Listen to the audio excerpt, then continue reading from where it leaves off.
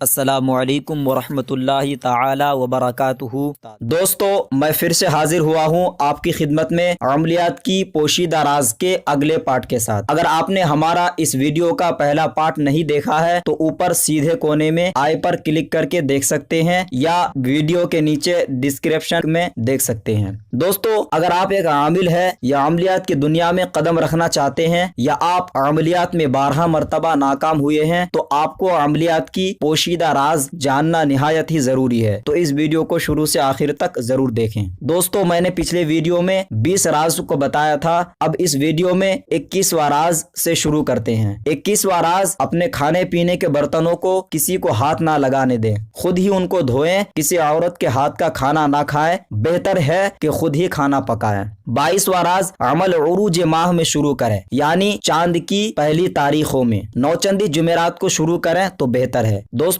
نوچندی جمعرات کیا ہے، اس بارے میں میرا ایک ویڈیو ہے، آپ چاہے تو دیکھ سکتے ہیں۔ 23واں راز: اس بات کا بھی لحاظ رکھیں کہ جس دن عمل شروع کر رہا ہو اس دن چاند برج عقرب میں نہ ہو۔ 24واں راز: عمل سفید یا سبز رنگ کے بغیر سلے لباس میں کرنا چاہیے۔ 25واں راز: عمل کے دوران ہر ستارے سے متعلقہ بخور کی دھونی لینی چاہیے اور ستاروں کی ساعت کا چارٹ عامل کو ہر وقت اپنے پاس رکھنا چاہیے۔ اسی طرح ستاروں کی بخورات کی شیشیاں بھی ہر وقت عامل کو کمرہ عمل میں رکھنی چاہیے۔ 26واں راز: حصار کے دائرے میں ایک پاک مٹی کی کچی اینٹ تیمم کے لیے رکھنی چاہیے۔ اگر وضو آپ کا ٹوٹ جائے تو تیمم بنیت عمل کر لینا چاہیے۔ 27واں راز: کمرہ عمل میں مٹی کے تیل کا چراغ ہرگز نہ جلائیں۔ نائٹ بلب جلا سکتے ہیں جس کو 0 پاور کا بلب کہا جاتا ہے۔ افضل یہ ہے کہ سرسوں یا تلوں کے تیل سے مٹی کا چراغ روشن کریں۔ یعنی دوستو، آپ جس کمرے میں عمل کرتے ہیں تو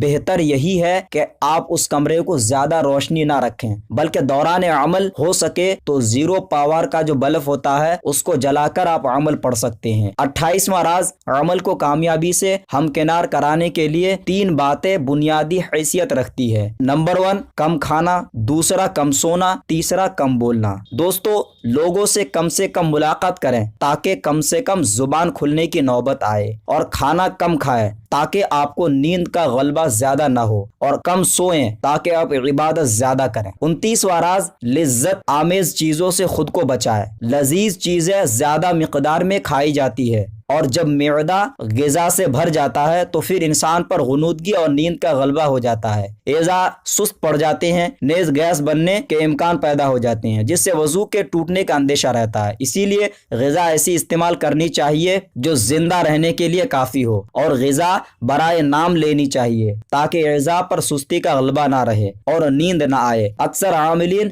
دوران عمل ستو استعمال کرتے ہیں یا جو کی روٹی یا دال کا پانی پیتے تھے۔ اسی طرح کی کسی ہلکی پھلکی غذا کو فوقیت دینی چاہیے، اور یہ بھی پیٹ بھر کر نہیں کھانی چاہیے۔ 30واں راز: جن اعمال میں ترک حیوانات کی قید ہو ان اعمال میں کوئی ایسی چیز استعمال نہیں کرنی چاہیے جو کسی جانور سے متعلق ہو۔ مثلا چائے نہیں پینی چاہیے کیونکہ اس میں دودھ ڈلتا ہے اور دودھ جانوروں کے تھنوں سے نکلتا ہے۔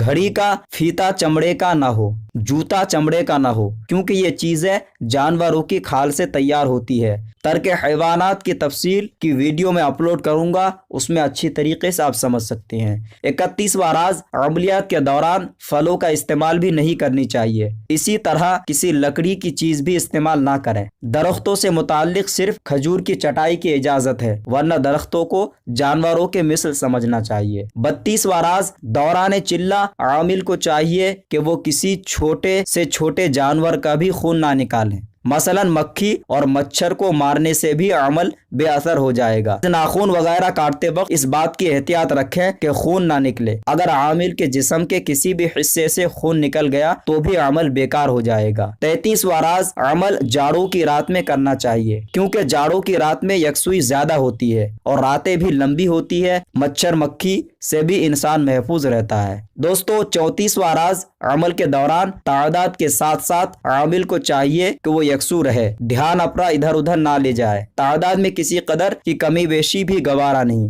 لیکن صحت الفاظی کے ساتھ عمل کی تکمیل روزانہ ضروری ہے۔ دوستو 35واں راز، ہر عمل سے متعلق درود ہوتا ہے، اگر وہ یاد نہ ہو تو درود ابراہیم کو ترجیح دیں۔ اول آخر درود شریف پڑھنا ضروری ہے ہر عمل سے پہلے، ورنہ عمل میں نورانیت پیدا نہیں ہوگی۔ 36واں راز، عامل کو چاہیے کہ ایسے عمل کو ترجیح دیں جو زیادہ سے زیادہ 4 گھنٹے میں پورا ہو جاتا ہو، کیونکہ اس سے زیادہ دیر میں پوری ہونے والی تعداد عامل کے لیے مسئلہ بنتی ہے اور اس کی زبان لڑکھڑانے لگتی ہے اور جسم چھوڑ دیتی ہے، پھر انسان کو عملیات میں خشوع خضوع نہیں رہتا ہے۔ 37واں راز، جو بھی عمل کریں اس کو پہلے بلا نیت عمل 3 دن تک بطور تجربہ کر کے دیکھیں کہ عمل کتنی دیر میں پورا ہو رہا ہے، اس کے بعد باقاعدہ چلے کا اہتمام کریں تاکہ چلے میں آپ کے عمل میں کوئی نقصان نہ ہو۔ 38واں راز، عامل کو چاہیے کہ عمل سے پہلے تازہ غسل کے بعد نیا پسندیدہ یا سفید لباس پہن کر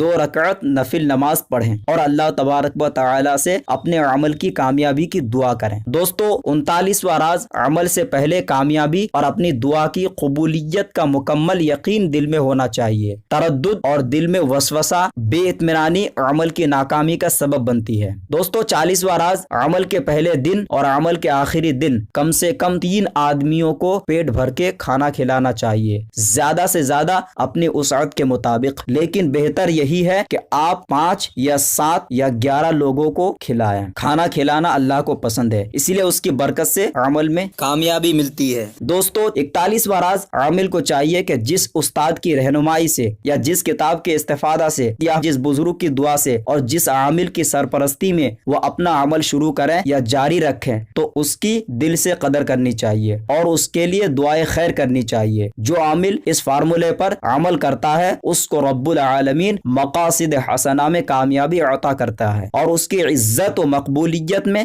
دن بدن اضافہ ہوتا ہے۔ دوستو میں نے جو عملیات کے پوشیدہ راز بتائے ہیں ان تمام حضرات کے لیے ہیں جو ان ذمہ داریوں کو ادا کرنے کے اہل ہو اور جو سخت و ریاضت سے کامیابی حاصل کرنا چاہتے ہو۔ دوستو 42واں راز، روحانی عملیات میں روحانیت کو اپنے قلب میں سمیٹنے کے لیے ضروری ہے کہ عامل اللہ کے ذکر سے اپنی زبان کو ہمیشہ سرسار رکھیں اور اکابرین کے فرمودات کے مطابق ذکر کے سلسلے کو جاری رکھیں تاکہ وہ روحانیت کی دولت سے سرفراز ہو سکے۔ فن اپنی جگہ ہے اور فضل خداوندی اپنی جگہ ہے اور اصل چیز فضل خداوندی ہی ہے، اور فضل خداوندی کی دولت سے عامل اس وقت بہراور ہوتا ہے جب وہ اللہ کے ذکر کو ایک خاص طریقے سے اور ایک خاص انداز سے کرے۔ مثلا بزرگوں نے فرمایا ہے کہ اتوار کے دن نماز فجر کے بعد سورہ علم نشرح 40 مرتبہ پڑھیں اور نماز مغرب کے بعد یا اللہ 66 مرتبہ پڑھیں۔ پیر کے دن نماز فجر کے بعد سورہ فاتحہ 40 مرتبہ پڑھیں اور نماز مغرب کے بعد یا باسطو 72 مرتبہ پڑھیں۔ منگل کے دن نماز فجر کے بعد سورہ نصر اذا جاء نصر اللہ 40 مرتبہ پڑھیں اور نماز مغرب کے بعد یا مغنیو 110 مرتبہ پڑھیں۔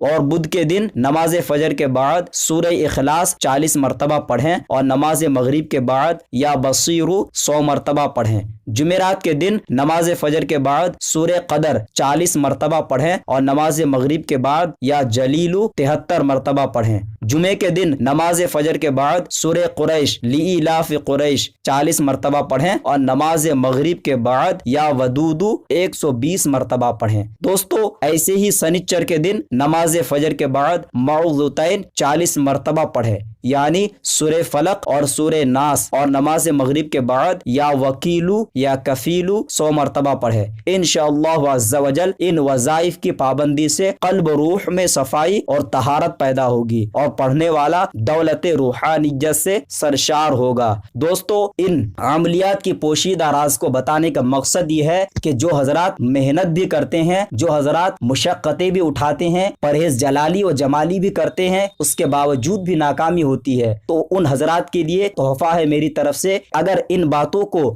دھیان میں رکھا جائے تو انشاءاللہ تعالی آپ کو یقیناً کامیابی ہوگی، کیونکہ دوستو اکثر ہم سب سے یہی غلطی ہوتی ہے کہ ہم عملیات کی شرائط کو ملحوظ نہیں رکھتے ہیں۔ اسی لیے آپ سے گزارش ہے کہ آپ ان باتوں کا خیال رکھیں اور انشاءاللہ تعالی مجھ گنہگار کو دعا میں ضرور یاد رکھیں۔ دوستو آج کے ویڈیو میں اتنا ہی، اور یہ ویڈیو آپ کو کیسا لگا اور اس ویڈیو کے تعلق سے کوئی سوال ہو تو نیچے کامنٹ باکس باکس میں لکھ کر ضرور بتائیں۔ اگر آپ چاہتے ہیں ایسے ہی مجرب عملیات و وظائف و روحانی علوم جیسے علم جفر، علم نجوم، علم ساعت و تسخیر جنات و معقلات وغیرہ کی ویڈیو سب سے پہلے دیکھیں تو سپورٹ کیجیے ہمارے چینل کو اور سبسکرائب کیجیے، ساتھ میں بیل کے نشان پر کلک کیجیے ہمارے نئے ویڈیو سب سے پہلے دیکھنے کے لیے۔ میری حوصلہ افزائی کے لیے ویڈیو کے نیچے لائک کا بٹن ضرور دبائیں تاکہ میں ایسی ہی آپ کے لیے عملیات کے ویڈیو لاتا رہوں، اور اس ویڈیو سے جو فائدہ اٹھا سکتا ہے ان کو شیئر کیجیے۔ اگلے نئے ویڈیو کے ساتھ ملیں گے انشاءاللہ عز و جل، تب تک کے لیے خدا حافظ۔